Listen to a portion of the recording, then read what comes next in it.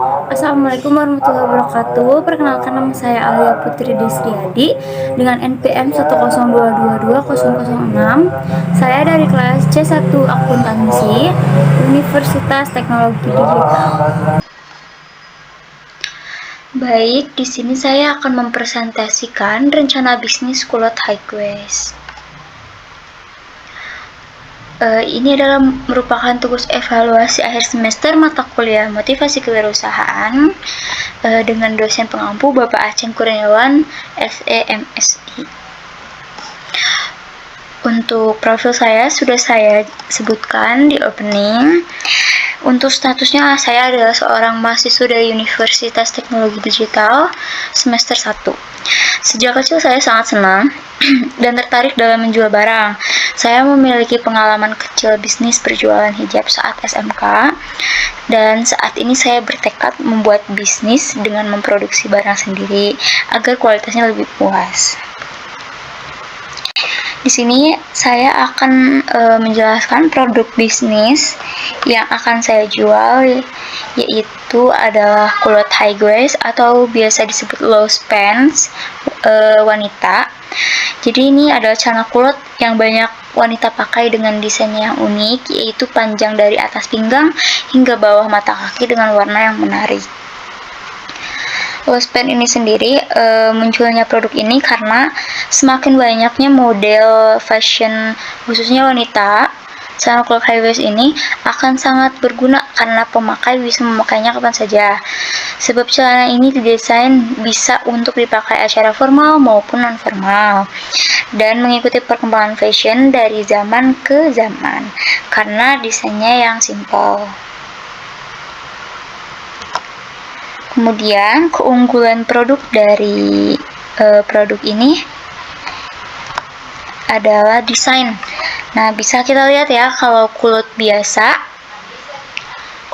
ini seperti gambar ini yang ada di kiri. Nah, kalau kulot high waist itu desainnya kayak gini, jadi dia lebih panjang gitu. Nah, tentunya ini bakal memiliki nilai lebih dibanding kulot yang biasa karena desain kulot yang panjang di atas pinggang membuat seseorang yang memakainya akan terlihat lebih jenjang. Nah, ini sangat tepat bagi mayoritas tubuh wanita orang Indonesia. Kemudian keunggulannya dari bahan. Nah, untuk produk ini saya memakai bahan polyester Shakila. Jadi bahan polyester Shakila ini memiliki serat twill padat sehingga dia itu bahannya nggak nerawang sama sekali. Keunggulan dari bahan ini adalah ringan, flowy juga, tentunya bakal buat siapapun yang pakai ngerasa nyaman dan enteng. Kemudian dari segi harga, nah untuk harga produk ini memiliki harga yang sangat terjangkau. Nah, dengan keunggulan dan kualitasnya yang sangat baik ya. Dibanding dengan harga pasarannya, produk ini akan jauh lebih rendah dibanding produk lainnya. Kemudian untuk target pasar, nah untuk target pasar produk ini saya menargetkan kepada seluruh kalangan wanita usia remaja hingga dewasa, khususnya wanita yang memiliki tubuh kurang tinggi ya. Nah, ini bakal jadi solusinya. Tapi buat perempuan yang memiliki tubuh tinggi juga tetap bisa pakai gitu. Target pasar wanita remaja dan dewasa sangat tepat menurut saya karena di usia ini mereka sedang di masa senang-senangnya ber-OOTD ya. Apalagi di zaman sekarang, bagi beberapa wanita, style fashion ala Korea sedang menjadi kiblat fashion saat ini, di mana ini sangat sesuai dengan desain produk yang akan kita produksi. Kemudian ada harga pokok produksi. Untuk harga pokok produksi ini ada biaya variabelnya. Untuk satu celananya itu 21.300 karena kainnya ini kan 128.000, ini kita muat 6 celana. Untuk flatting satunya itu di angka 700, kancing 1.000, benangnya 1.300, ongkos jahit 8.000, ongkos oberasnya 3.500 dan packaging 1.500. Jadi total untuk harga pokok produksi per satu celananya itu 37.500, sedangkan untuk biaya di luarnya yaitu biaya tetap, ada upah, bensin, kuota yang totalnya adalah 200.000. Kemudian ada harga jual. Nah, untuk harga jual dari produk ini untuk satu celananya itu 65.000.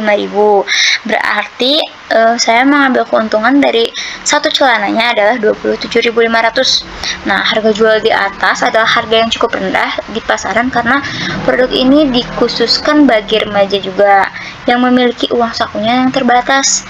Dengan harga terjangkau ini, setiap kalangan akan mampu memilikinya. Kemudian untuk model awal. Nah, untuk produksi kita ada 7 warna. Per warnanya itu 6 celana. Jadi untuk awal ya. Jadi totalnya itu 42 pieces. Nah, ini untuk detail biaya modal awalnya. Untuk kain habis 896.000, untuk settingnya 52.500, kancingnya habis 136.500 dan karet 42.000, benang habis 52.500, ongkos jahit 336.000, ongkos obras 147.000, untuk packaging 63.000, untuk upah, bensin dan kuota itu totalnya 200.000, sehingga total untuk modal awalnya itu mendekati 1.700.000 atau 1.699.000. Kemudian untuk tempat penjualan, produk ini akan dijual secara online menggunakan marketplace Shopee, TikTok Shop, dan Facebook, juga Instagram. Nah, kenapa saya memilih untuk berjualan online? Karena praktis, modalnya juga tidak perlu besar. Nah, untuk peralatan dan toko offline juga kita nggak pakai gitu, dan jangkauan untuk pasar online itu luas. Yang ketujuh ada studi kelayakan. Nah, kebutuhan pakaian di Indonesia sangat tinggi. Berdasarkan laporan State of the Global Islamic Economy Report 2016-17, Indonesia mendukung peringkat keempat sebagai negara terbesar untuk model fashion. Juliana 2017. Melihat dari pemerintah yang menginginkan Indonesia sebagai fashion di dunia di tahun 2020, serta besarnya kebutuhan dan keinginan akan pakaian yang stylish dan modern di Indonesia dapat menjadikan peluang yang cukup diminati untuk digeluti. Nah, bisnis pakaian di bidang fashion juga memiliki proses yang baik jika dilihat dari laporan yang ada. Banyaknya sumber bahan baku serta kreativitas yang menjadikan peluang untuk bisnis pakaian ini.